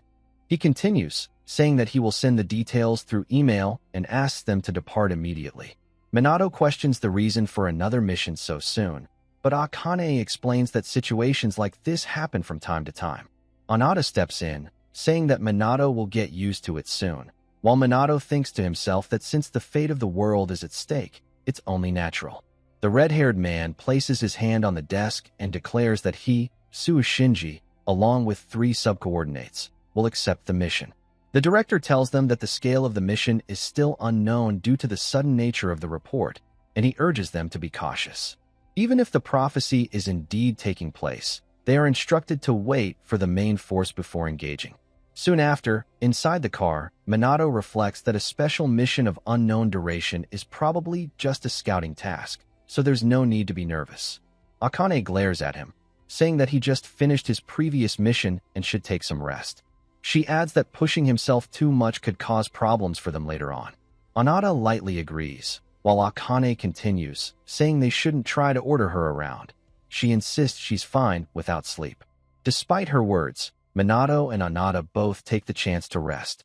Sitting in between them, Akane forces herself to stay awake, but soon falls asleep anyway. After some time, someone shouts for her to wake up. Startled, she gets out of the car, complaining that none of them bothered to wake her up. They all stand on a cliff as Minato tells her to look down. Gazing at the village below, they see that it's completely ruined. Anata comments that the situation is already serious and that the prophecy is almost complete. Akane notices a massive magic circle and questions whether the red pillars they see are the 23rd resistance mentioned in the report. Shinji replies that it's exactly like before. It's the same as the incident involving the disappearance of Wakayama's mansion. He explains that 30 years ago, during that prophecy, a dimensional rift nearly opened, and it was a very close call. As he speaks, the red pillars begin to glow, prompting Akane to say they have to move quickly. Standing there, Anata asks what they should do, and Shinji responds that they have to stop it. Hearing that, Akane questions whether he's planning to ignore the director's instructions to wait for the main force. As they argue, they suddenly sense a surge of blue energy. When they turn around, they see Minato surrounded by powerful blue light as he calmly asks if they can move out now. Amazed, Anata remarks that Minato is even stronger than he was this morning, while Shinji adds that it seems Minato won't slow them down. Shinji then rushes forward, telling the others to follow. As they descend the cliff, Akane shouts for him not to be so reckless and to stop giving them orders. Meanwhile, known as the Founder, comments on the nostalgic scent in the air, while Richiro replies that they've encountered it many times throughout their life. Suddenly, a grave begins to glow red, and a hand bursts forth from the ground. Watching this, Richiro murmurs that it's the scent of a forbidden technique. An awakener named Bamdu Shirjima, leader of the Dark Magus, once caused mass destruction during a time of peace. He was later defeated by the Onmyoji, but he left behind a forbidden technique. This technique involved a magic circle that used living beings as a source of power. His final goal was to return and bring destruction to the world. In the present, a mission begins to investigate and stop a new prophecy linked to extreme heat. Shirjima appears again, though his full power is unclear. He questions whether the sacrifice was enough to restore him completely. As Minato and his team move in to attack, Shirjima senses them and uses his dark art, releasing powerful energy across the area. Minato avoids the attack, while his teammates are caught in it but manage to recover. Minato warns his allies as hidden magic circles appear beneath them. Dark hands emerge, trying to trap them in place. Some of the team struggle to move as Shirjima controls the battlefield with ease. He watches calmly and avoids Minato's attacks, noting that Minato has potential but lacks experience. During the fight, Minato activates a powerful ability and strikes with a lightning attack, but Shirjima withstands it without damage. Another teammate joins the fight and uses multiple techniques to pressure Shirjima, but he continues to defend himself with confidence. He even blocks attacks with his bare hands, showing his overwhelming strength. Minato realizes that Shirjima is unlike any opponent he has faced before. His power feels endless and difficult to match. While Minato considers his next move, his teammates continue to engage the enemy and deal with summoned creatures. The battlefield becomes chaotic as more enemies appear. Shirjima focuses on fighting one opponent, but is interrupted when Minato steps in. Working together, the team begins to coordinate their attacks. Minato lands a direct hit, forcing Shirjima back. He then tells his teammate that fighting alone is too dangerous and suggests they join forces. The team prepares to face Shirjima together, determined to overcome the threat. Minato stands beside Shirjin, who notices that even Akane and Anata could not defeat the skeleton demons, while Minato cleared them instantly. Shirjin questions Minato's identity, but refuses his offer to fight together, insisting he will defeat Shirjima alone. As they argue, Shirjima suddenly charges forward, his hands glowing with energy. Shirjin intercepts him and strikes, but the impact reaches Minato, sending him crashing into a tree. Injured, Minato briefly loses consciousness and finds himself in a strange space with Richiro and a mage. They explain that he fainted, which allowed them to bring him there. Minato tries to return to the fight, but they warn him that the situation is too dangerous. They explain that Shijima's power is overwhelming and could become even stronger, putting many lives at risk. Richiro suggests that Minato should rely on them, but Minato refuses. He says this is no longer training and that he must overcome the challenge with his own strength. Richiro accepts his decision and encourages him to use everything he has learned. Minato thanks them and steps forward with renewed determination. Back on the battlefield, Shirjima continues to overwhelm Shirjin and mocks his efforts. He strikes Shirjin and prepares a final attack. At that moment, Minato returns. He catches Shirjin's sword and says he will borrow it. Seeing him, Shirjin regains his focus. Shirjima releases a powerful attack, but Minato counters it using a one-handed sword technique. Their attacks collide, and Minato pushes through, forcing Shirjima back. Shirjima is surprised and questions who Minato really is. Minato calmly introduces himself and declares that he will surpass even the founders. Richiro and the mage watch from a distance as the mage asks if Minato can defeat Shirjima. Richiro replies that they can only observe. He believes Minato is not careless and may have gained something new from his training. Back in the fight, Minato moves forward with his sword and begins to land clean strikes. His attacks start to affect Shirjima, who questions his identity. Nearby, Shirjin watches while injured and remembers how he refused Minato's offer to fight together. Shirjima releases multiple glowing orbs and sends them toward Minato. The attacks chase him, but Minato avoids them and uses a defensive technique to block the damage. He then moves quickly through the battlefield and attempts to strike from behind, but Shirjima senses it and counters. The battle continues as both sides exchange attacks. Minato steadies himself and recalls the fundamentals taught by his mentors. With renewed focus, he steps forward again, combining his skills in swordsmanship, movement, and magic. His growth becomes clear as he pushes beyond his limits. Shirjima responds by summoning a massive skeleton and declares that Minato's efforts are not enough. The creature attacks, and the situation becomes critical. For a moment, Minato stands still and accepts that his current strength may not be enough. He closes his eyes and remembers his training. He recalls the basics of magic and the principles of swordsmanship. He understands that he must act without hesitation and focus completely on his target. Minato opens his eyes, his resolve clear. With a final step forward, he uses his technique, Blazing Fireblade. The attack lands with precision and brings the battle to an end. The attack overwhelms the battlefield, drawing shock from the observers. Richiro and the mage realize that Minato is adapting and combining multiple skills in ways they did not expect. They begin to question how far his abilities can grow. Meanwhile, Shirjima survives the attack and confirms that it was close to fatal. As he prepares to counter, Shirjin intervenes and strikes him down with a precise attack, ending the threat. With Shirjima defeated, Shirjin catches Minato as he collapses from exhaustion. In the aftermath, Shirjin reflects on his past and the loneliness he once felt. He quietly acknowledges that while strength can be gained alone, it often comes with isolation. The barrier surrounding the battlefield begins to collapse, and the team quickly assesses the danger of the remaining energy buildup. They conclude that only a combined full power attack can stabilize the situation.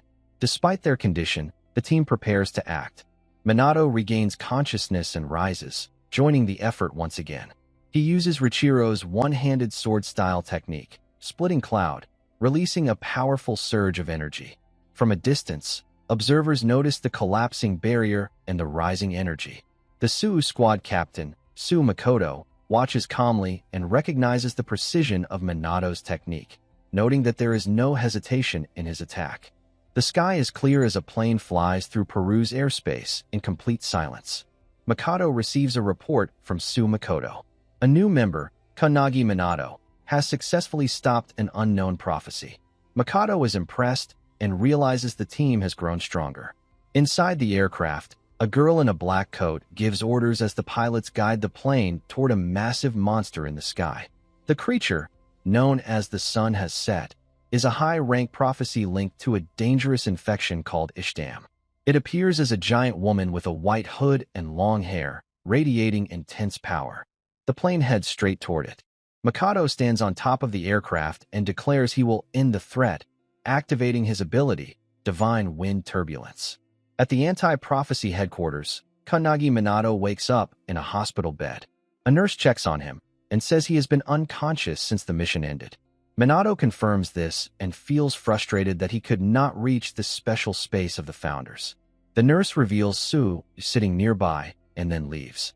Minato asks about his friends, Hiko and Akane, and learns they are training harder because they feel they failed during the mission.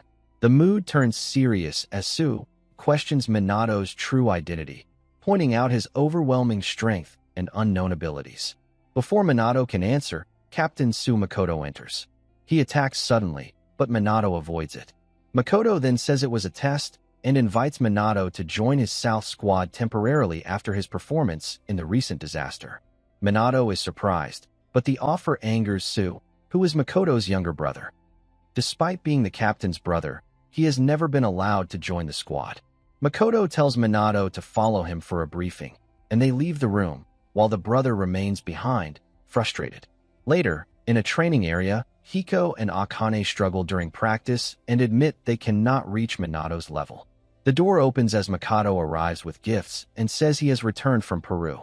When he mentions he will stay for a week, they immediately ask him to train them because they do not want to fall behind Minato. Makoto is surprised by their determination and realizes how much Minato has inspired them. At that moment, Suu enters the room and declares he will train with them as well. His presence strengthens their resolve, as all of them push forward under the growing influence of Kannagi Minato. Suu Kuin explains that Kannagi is being scouted by his older brother, Captain Suu Makoto, and may join the squad as a temporary member. The girl grows uneasy at how fast Kannagi is rising and suggests that Suu Kuin speak to him directly, but he refuses, believing his own weakness is the reason for the gap. Meanwhile, Kannagi asks about the upcoming briefing, and Makoto tells him they will leave for their next mission the next morning. As Makoto asks about his connection to Shinji, Kannagi explains that although they met recently, they fought together and formed trust. Shinji also stayed by his side while he was unconscious.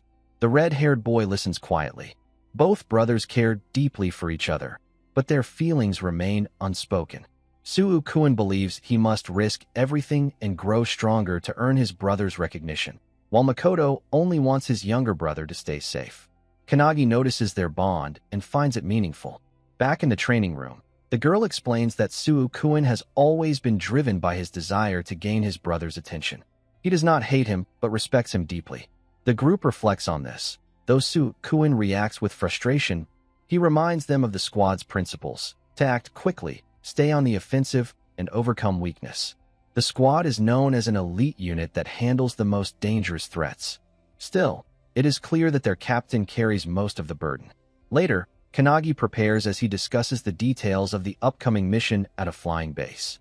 Since Kannagi Minato is only a temporary member, one person says there is no need to worry because Captain Suu will handle the mission quickly. He He tells another boy to put down his phone, but the boy apologizes and says he needs to contact his friends. At the training room, a girl reads a message from Minato that offers advice to help her grow stronger. Suo-kun, still covered in bandages, becomes upset and questions Minato's intentions. The messages contain detailed and personal training guidance for several people, almost like private lessons. The girl is happy with the advice, and Makoto encourages them to follow it. However, Suo-kun feels frustrated, thinking Minato is helping his rivals. Makoto reminds him that Minato is a friend, but Suo-kun refuses to accept it and decides to surpass him. Later, an aircraft flies over a frozen landscape as Minato prepares himself for the mission. He looks outside and sees a terrifying sight. The land is covered in sharp ice structures.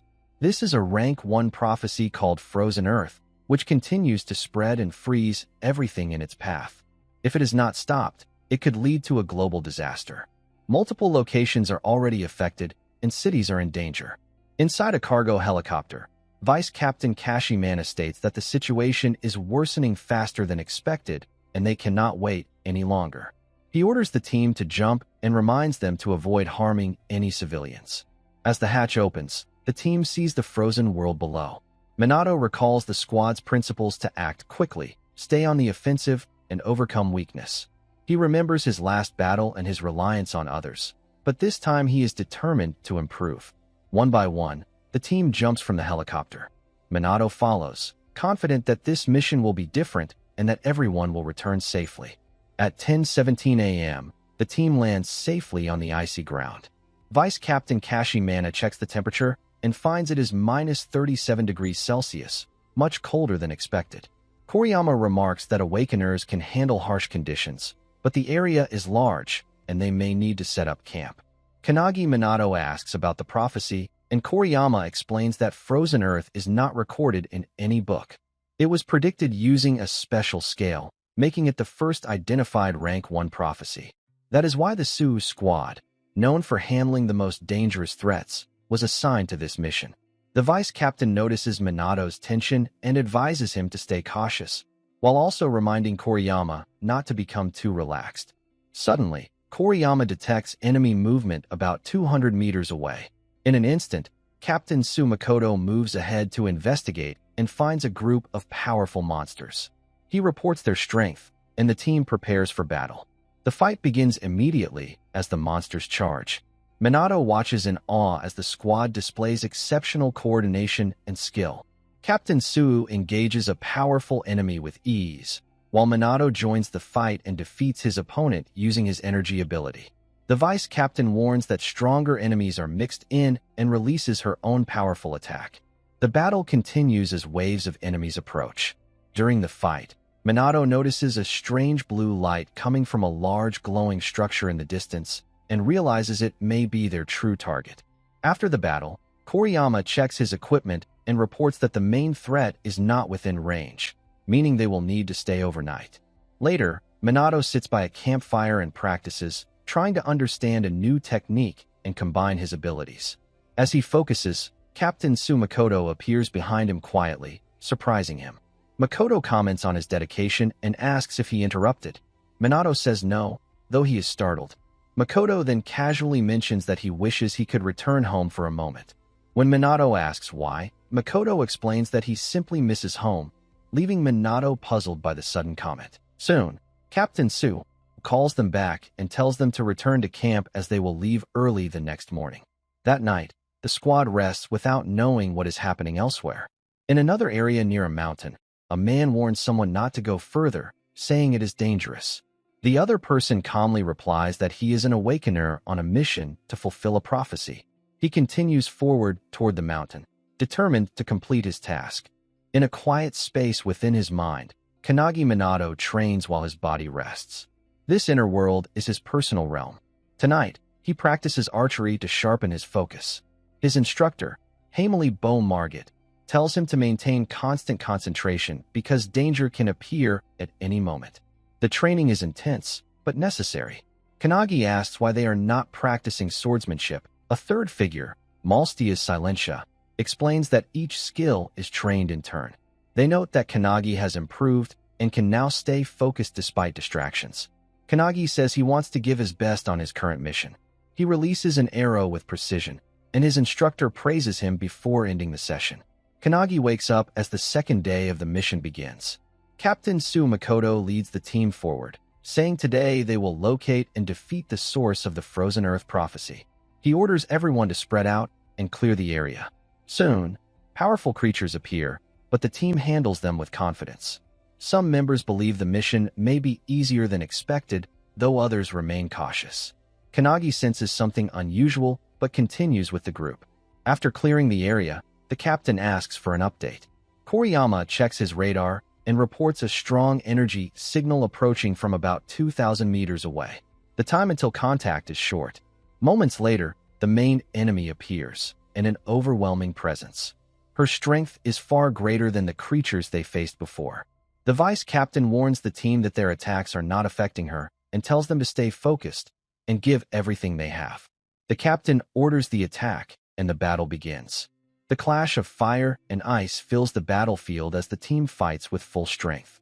Kanagi steadies himself, determined to face the enemy without hesitation.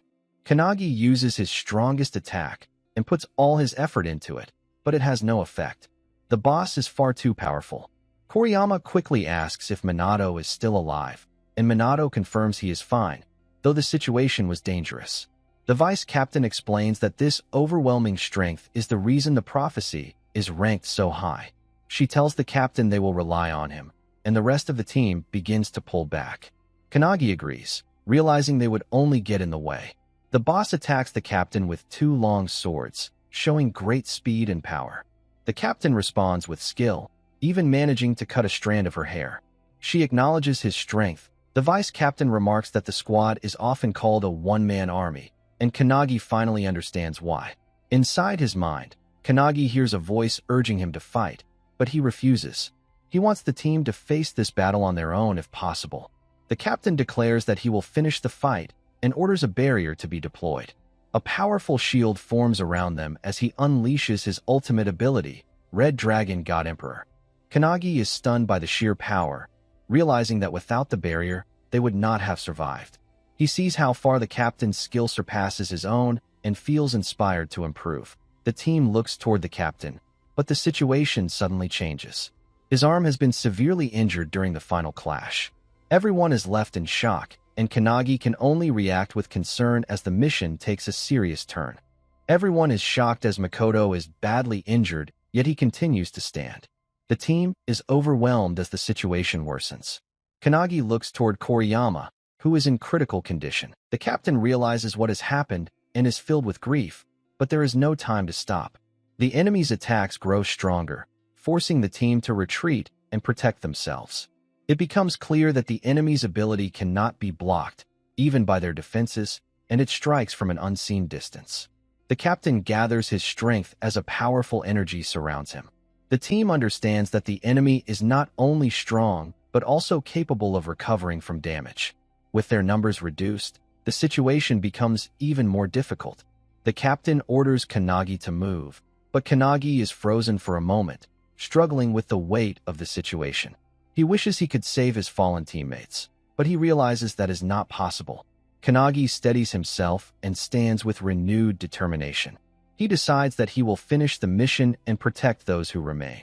Working together, they analyze the attack and realize it must have come from beyond the range of Koriyama's detection. Using this information, the captain focuses his senses and locates the enemy from a great distance. Despite his injuries, he regains his resolve and promises that the loss of his team members will not be in vain. The captain unleashes his power, declaring Crimson Light. From a distance, the enemy acknowledges his strength and comments that only the captain of the Stormlord squad could locate him so quickly. The enemy notes that his defensive measures were destroyed by the attack. He moves in, declaring that the battle is only meaningful if the captain is killed. The captain draws his sword, but the enemy is faster and destroys it in a single strike. Despite his injuries, the captain grows more intense, his power rising with his anger. The enemy also releases a dark and overwhelming energy, stating that the captain's efforts are useless. The captain questions why the enemy held back earlier and analyzes the situation, realizing the enemy possesses an ability capable of destroying everything it touches. He concludes that such a power cannot be used freely. The yellow-haired boy responds that both sides are fighting at a similar level of power, but the captain is currently at a disadvantage. He explains that the captain is pushing his body beyond its limits using a technique that risks his own life. The boy then activates his own dark power, declaring that he will not hold back. The captain refuses to retreat. He declares that he will fight until the end with everything he has. On the ground, Kannagi feels helpless and asks for help from his trainer, who silently acknowledges the situation. The vice captain observes the enemy and realizes it is growing stronger. He admits he cannot defeat it alone. Looking at Kannagi, he notices that Kannagi has lost his will to fight after the deaths of his comrades. However, Kannagi's condition begins to change. A new energy awakens within him, and his determination returns. The vice captain is surprised, and Kannagi prepares to rejoin the battle. He regains confidence, inspired by his training and teammates. Meanwhile, the captain continues his intense battle against the enemy. He unleashes his scarlet blaze again, but the opponent responds with frustration, noting that the captain's power is returning. The captain pushes forward despite his injuries and manages to land a strike. The enemy remains calm and explains that the injury will not change the outcome. He reveals that he anticipated the captain would close the distance and planned accordingly. He also states that the captain is predictable and already destined to lose. He mentions a mysterious book, known as the Book of Doom, and questions whether there exists an organization that seeks to fulfill prophecies rather than prevent them. The captain is shocked by this revelation. The enemy then reveals his identity as one of the 12 apostles of the apocalypse, specifically the Apostle of Darkness. He declares that he will be the one to fulfill the prophecy. The captain demands to know why he would choose destruction. The boy asks if the captain would spare him if he stopped. The captain rejects the idea and insists he can still win. Despite his determination, his body is already at its limit and his mana is exhausted. Still, he refuses to give up and calls this his final chance. He attempts a last move, but the enemy strikes him down with a powerful blow, sending him crashing into the rocks. The captain is severely injured and struggles to understand the difference in their strength. The enemy explains that he used a rare healing item. The captain realizes that such healing items are extremely rare and heavily controlled due to their power. Despite this, the enemy is using one freely, which surprises him. Another attack lands, leaving the captain unable to continue. As he lies in the dust, the enemy declares that the battle is over. But the captain weakly responds that he is still alive and still has something to protect. Memories of his past and his brother come to his mind. He accepts his responsibility and makes a silent resolve to protect what matters to him. The enemy bids him farewell, using his real name. At that moment, reinforcements arrive. Kannagi's trainer steps forward and confronts the enemy, asking if he is responsible for the suffering of their student. The captain stirs and slowly pushes himself up, struggling to kneel. He whispers Kannagi's name in confusion, but realizes it is not Kannagi he is seeing. The 12th apostle also notices the change in Kannagi Minato. The boy no longer feels like an easy target, but a dangerous presence that must not be underestimated. The apostle chooses not to move and instead threatens to kill the captain if Kannagi makes a single move, admitting he failed to notice the incoming attack. Kannagi holds a strong sword and strikes, but it is blocked and the weapon quickly becomes ineffective. The trainer notes that he did not expect it to fail so quickly, then unleashes his power as spectral weapons fill the sky and are shared with the team. He orders everyone to attack, while another identifies the ability as reversal, a rare skill that restores damage continuously for a limited time. They conclude they must push through the regeneration, even if it is difficult. Weapons fly toward the enemy as the team focuses on overwhelming him. They decide the only way forward is to defeat him repeatedly until he can no longer recover. The enemy releases a surge of darkness, but Kannagi responds immediately, firing 3 energy arrows. The battle intensifies as both sides exchange continuous attacks. The team keeps pressing forward with coordinated strikes, trying to outpace the regeneration. The founder joins the fight with close combat attacks, while another teammate analyzes the enemy's ability, noting it can erase anything it directly hits, but becomes less effective when vision is disrupted. He advises constant movement to avoid it. Kanagi continues fighting at close range as the battle grows more intense. One teammate observes how many times the enemy has recovered, while another states there is no point in counting. In the end, Kanagi returns to the captain's side. The captain, weak and confused, asks who Kanagi is. The team watches closely. The entity inside Kanagi responds, stating that it is not Kanagi himself, but the founders who reside within Kanagi Minato's body. The captain recognizes them as heroic spirits.